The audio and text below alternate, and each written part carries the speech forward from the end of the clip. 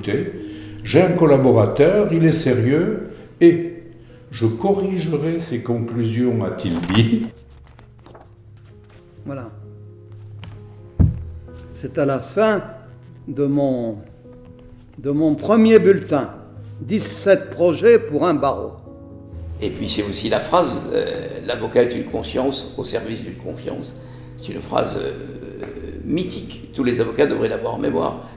J'ai passé toute mon après-midi dans les coffres d'une banque à compter les pièces d'or.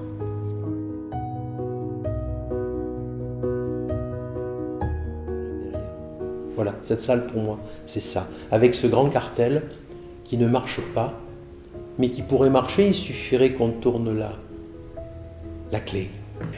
Maître, vous avez très bien plaidé, et il ajoutait, vous avez plaidé comme un homme. Alors là, mon sourire s'est évanoui. Faites voir maître, il prend le code civil comme ça, il regarde à droite, il regarde à gauche, il dit maître, si on arrachait la page. Jusqu'à une petite porte que l'on ouvrira, et c'est vous qui le coucherez sur la table pour lui couper la tête. Et j'ai dit au jury, voyez-vous, ça je l'ai entendu à 65 ans, je l'entends encore. J'y suis. Voilà, vous voyez un homme heureux et content de vous avoir rencontré.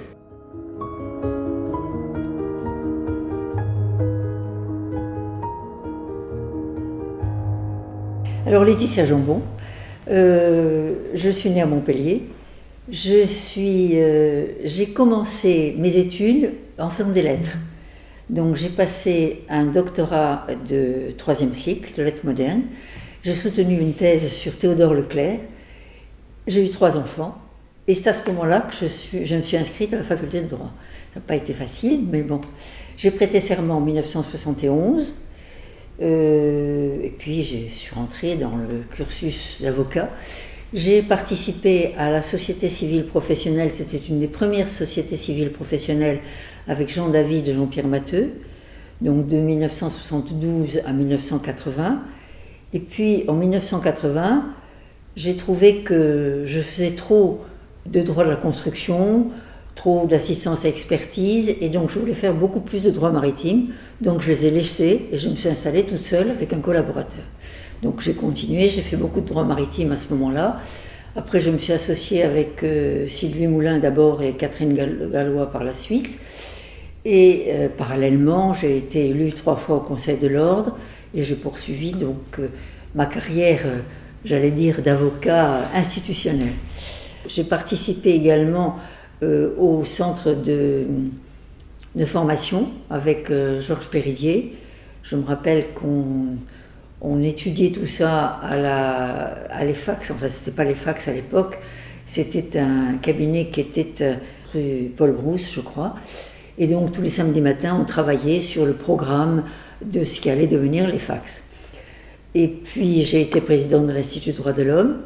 Voilà, j'ai commencé les médiations et puis j'ai été élue bâtonnier en 2018. J'ai été bâtonnier donc en 2019 et 2010. Voilà, et je suis là aujourd'hui après avoir pris ma retraite fin 2015, avocat honoraire, et aujourd'hui je préside le centre de médiation du barreau. Voilà mon cursus.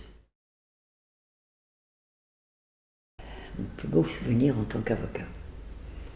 Difficile. J'ai une anecdote qui est un très bon souvenir. Quand j'ai prêté serment en 1971, nous étions très peu de femmes. Je crois qu'avant moi, il y avait une dizaine de femmes et on était en très petit nombre au barreau.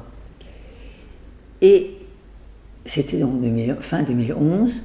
Et en 1972, j'ai été désignée par le bâtonnier pour plaider à la chambre correctionnelle dans une escroquerie. Enfin, je plaidais pour un escroc qui élevait des chinchillas et qui proposait la vente de chinchillas en disant qu'en vendant des chinchillas, on gagnait beaucoup d'argent, etc.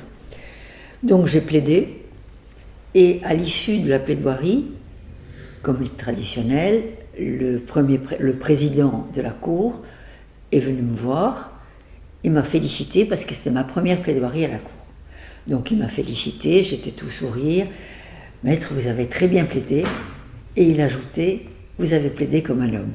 Alors là, mon sourire s'est évanoui.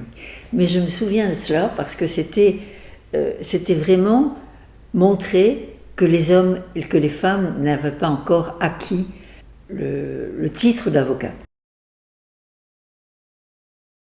Je me suis présentée au bâtonnat 2 fois. Une fois, on était très nombreux. Il y avait déjà Michel Tisseil, il y avait Raphaël Chalier, il y avait Pierre Châtel. Bon, là, j'allais dire que c'était un coup d'essai. Ensuite, je me suis présentée réellement contre Pierre Châtel et Pierre Lafont, en me disant, je peux mettre ma pierre là entre les deux. Et donc j'ai commencé à me faire connaître à ce moment-là et faire connaître que je voulais être bâtonnier. Et 2 ans plus tard, je me suis présentée et là j'ai fait une campagne. J'ai invité les confrères le mardi dans mon cabinet à midi autour d'une pizza et je leur ai expliqué ce que je voulais faire. Et c'est comme ça, et puis j'ai fait des lettres pour expliquer un peu ce que j'avais comme programme et pourquoi je voulais être bâtonnier. Et c'est comme ça que j'ai fait campagne. Mais je n'ai pas eu le sentiment du tout d'agressivité de la part, à l'époque quand j'ai fait campagne, à la dernière période, c'était contre Michel Tisseil et Kirkacharian, et Luc Kirkacharian. Mais ça n'a pas été agressif, contrairement à certaines campagnes, ça n'a pas été agressif du tout.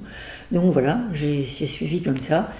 Et puis, les confrères m'ont fait confiance et c'est comme ça que j'ai été élu bâtonnier. Et quand j'ai été élu bâtonnier, bien sûr, je me rappelle encore la voix de Pierre Châtel disant « Laetitia Jambon élue ». Et j'ai eu un sentiment très profond de légitimité et de responsabilité. Légitimité parce que j'avais eu la confiance de mes confrères, responsabilité parce que je voulais être bâtonnier, c'était un honneur, mais il fallait que j'en sois digne. Et tout le chemin à parcourir était important pour moi. Voilà. Il y a plusieurs points que j'ai abordés. D'abord, j'ai considéré qu'il fallait revoir ce qu'était la sociabilité. La confraternité était un peu, comment dirais-je, malmenée parce qu'on n'était plus dans le même lieu. Quand j'ai commencé ma profession, tout se passait ici, dans la cour d'appel. Il y avait le tribunal, il y avait le conseil des prud'hommes n'était pas loin, le tribunal de commerce était là, tout était dans ce bâtiment. Et les confrères se rencontraient en permanence. Donc ils avaient gardé cette confraternité, cette convivialité qui est l'apanage de la profession quand même. Donc j'ai voulu redonner cette sociabilité et c'est à ce moment-là que j'ai créé le café, pas le café de l'avocat, mais le café du bâtonnier tous les lundis matins. Tous les lundis matins, j'estimais qu'il fallait que le bâtonnier puisse recevoir les confrères et puisse leur parler, puisse les écouter. Voilà. Ça, c'était le café du lundi matin. Et puis j'ai organisé aussi un lundi par mois, un repas à l'hôtel de Paul, puisque nous avions l'hôtel de Paul à ce moment-là, et avec à peu près 30 ou 35 confrères, donc qui étaient tirés au sort, et en 2 ans, finalement, pratiquement chacun a pu assister à ce repas du lundi, et c'était un repas organisé, donc un apéritif dînatoire, enfin un cocktail dînatoire, et c'était très agréable parce que les confrères ont pu se rencontrer. Donc les confrères du judiciaire, les confrères qui étaient d'issus de conseils juridiques, qui ne se connaissaient pas, qui n'avaient pas l'occasion de se voir parce qu'ils ne venaient plus au palais. Et donc il y a eu des rencontres. Et ça m'a beaucoup... j'ai estimé que c'était très important. Et puis, ce qui m'a paru important aussi, c'est l'ouverture. Alors l'ouverture aux confrères bien sûr, mais l'ouverture au monde. L'ouverture à la société civile. Donc j'ai créé le café de l'avocat. Et une fois par mois, un jeudi par mois, on rencontrait les Montpellierins au café de l'avocat, donc pour discuter d'un thème particulier. Le premier, je crois que ça a été sur les sectes, ensuite il y a eu les violences conjugales, ensuite il y a eu, je me rappelle, le psychiatre Pénochet qui nous a parlé de faut-il juger les fous. On a eu aussi... quelque chose sur l'identité nationale avec le professeur Miaille. Enfin, on invitait un personnage pour nous parler d'un thème particulier et les gens posaient des questions et on discutait là et c'était une manière pour les avocats d'être dans la société civile, et ça c'était très important pour moi. Et ce qui a été aussi important, toujours dans la société civile, c'est de participer à divers événements. Donc on avait la rentrée économique, ça existait déjà, mais j'ai voulu qu'on participe aussi au salon Cité Vie, au salon Vinet Sud, au salon Journée immobilière, ça on le faisait aussi traditionnellement. Donc tout ça nous permettait d'être dans la vie, dans la ville, et donc de nous faire connaître, non seulement dans les procédures, mais également dans la vie de tous les jours. Voilà.